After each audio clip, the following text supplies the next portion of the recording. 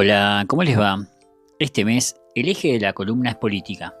Si bien el concepto es muy amplio, hoy nos centraremos en la estrategia política del enemigo interno.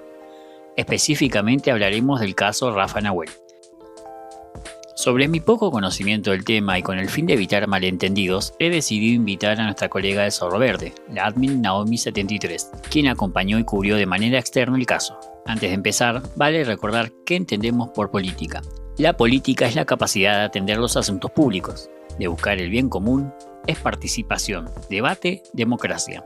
Entonces, si la política debería servir para el bien común, ¿qué pasa cuando se usa para perseguir, reprimir o eliminar?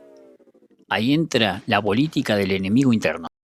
Rafael Nahuel era un pibe de 22 años, del Alto era, del Nahuel Hue. Le gustaba jugar al fútbol y era hincha de Boca. Trabajaba de changas y cuando era adolescente participaba en el taller de oficio de San José Obrero, de Barrio Malvinas, un espacio de contención y aprendizaje de herrería para jóvenes de barrios vulnerables. Este taller, que surgió de un proyecto previo llamado Altos Construcciones, ofreció una vía de escape a la precariedad urbana. Como muchos de esta zona, poseía sangre de origen mapuche, y como pocos, el descubrimiento de esto lo llevó a acercarse a la Loflaken Mapu, donde pertenece por lado paterno. Su prima es la actual autoridad espiritual, la Machi Betiana, quien al despertar como Machi reconoció el territorio cercano al lago del Mascardi como el Rehue, un lugar sagrado, donde debían habitar como comunidad, tierras que pertenecen a parques nacionales. Luego de 2 meses de ocupación, el 23 de noviembre del 2017, el Estado Nacional con Macri a la cabeza y Bullrich como ministra nacional de Seguridad, bajo orden del juez federal Gustavo Villanueva, ordenaron un violento desalojo del territorio.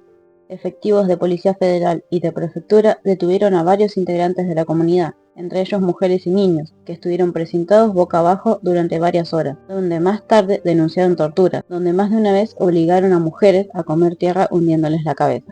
Quienes pudieron escapar corrieron hacia las montañas. En el contexto de estos violentos desalojos, el 25 de noviembre de 2017, Rafa se había acercado al lugar a dejar comida a quienes se refugiaban, pero por la mañana, efectivos del Grupo Albatros de Prefectura Nacional iniciaron una persecución invadiendo el territorio. Dispararon con pistolas Beretta 9 mm y subfusiles de guerra MP5, en el cual tiraron entre 129 a 149 tiros. 4 personas fueron heridas mientras corrían, pero Rafa cayó. Una de las balas lo alcanzó, atravesó desde las piernas hasta su abdomen. Quienes lo auxiliaron lo bajaron improvisando una camilla con ramas, con la esperanza de que lo llevaran a un hospital. Pero fueron inmediatamente detenidos y solo pudieron observar cómo Rafa perdía la vida al costado de la ruta, ya que el cuerpo recién fue trasladado por la noche. Más tarde, los mismos prefectos quisieron incriminarlos, adjudicando su detención al uso de armas de fuego, pero los peritajes jamás encontraron pólvora ni en los detenidos ni en ninguno de los mapuches presentes. Los medios oficiales y la prensa nacional e inclusive informes de la ministra y representantes gubernamentales apoyaban la versión de los prefectos acusados que sostenían la defensa propia y juraban un enfrentamiento armado. En febrero de 2018, integrantes del Centro Atómico Bariloche tuvieron que salir a desmentir rumores sobre las pericias. El diario Clarín llegó a publicar que habían encontrado restos de pólvora en las manos del chico asesinado. Los representantes sindicales se expresaron diciendo que esta nota era una ofensa a los investigadores y técnicos de la institución, cuyo resultado de los trabajos son independientes de toda posición política e ideológica, y además enfatizaron la insistencia del gobierno por instalar la teoría del enfrentamiento armado entre la prefectura y la comunidad originaria. Luego de varios años de idas y vueltas, de marchas, de reclamos de justicia, de escuchar por medios oficiales a miembros del gobierno acusar a Rafael y a su comunidad de terroristas, el juicio final se realizó en Roca en noviembre del 2023, a casi 7 años del hecho.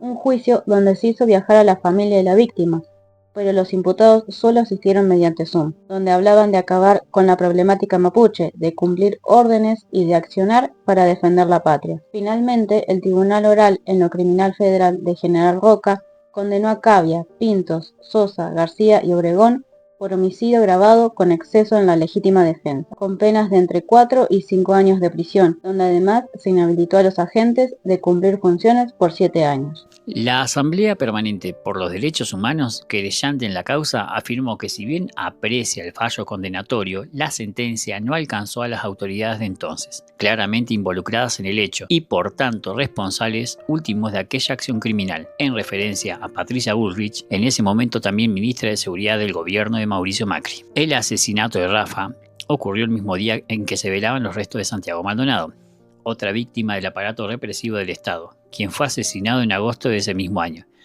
acompañando a la comunidad mapuche de Cuyamén, en Chubut, que llevaba una disputa por la recuperación de sus territorios en manos del privado y multimillonario Grupo Benetton. En esa ocasión, la Gendarmería Nacional fue la perpetradora, ya que la comunidad mapuche se la acusa de pertenecer al RAM, Resistencia Ancestral Mapuche, llamándolos terroristas y delincuentes, cuando la realidad es que pertenecen a MAP, Movimiento Autónomo del Puelmapu. En ambos casos, fuerzas estatales fueron desplazadas de sus funciones originales, la prefectura en su tarea de vigilar espejos de agua y mares, y la Gendarmería de custodiar la frontera. A ambas se las utilizó para combatir, como en tiempos pasados, a la figura del enemigo interno, una construcción del Estado para justificar el uso y aparato represivo en la persecución y eliminación de colectivos que desafían o molestan a los intereses nacionales o extranjeros, sea cuales fueren. A nivel país, la modificación vigente de 1994 en la Constitución Nacional, Ley 23.302, garantiza los derechos a la tierra, a la educación, a la salud y a la participación de las comunidades indígenas. Respecto a los territorios, una de las tareas del Estado es darles a las comunidades indígenas tierras suficientes para que puedan explotarlas de acuerdo a sus propias necesidades. También está bueno repasar que Bariloche se reconoce desde 2015 como municipio intercultural en el artículo 210 de la Carta Orgánica. Se reconoce a las comunidades mapuches y su cultura, mencionando que el municipio debe contribuir a preservar y fortalecer las pautas culturales mapuches, su lengua, cosmovisión e identidad étnica. También reivindica el valor de su cultura y espiritualidad, respetando la integridad de sus lugares sagrados. El asesinato de Rafael Nahuel y la investigación posterior ocurrieron en un contexto de estigmatización y persecución al pueblo mapuche. Y si bien se supone que la política debería orientarse a la búsqueda del bien común para toda la sociedad, estos casos reflejan otro tipo de política, una política violenta que discrimina, persigue y, de ser necesario, elimina a quienes no se alinean con el orden establecido. Para finalizar, quiero agradecer a la Naomi73, la admin, colega y compañera del Zorro Verde, por su tiempo, su compromiso y por compartir la información y la mirada que ayudaron a construir este material. Gracias por compartir y acompañar este espacio con tanta claridad y respeto. Muchas gracias.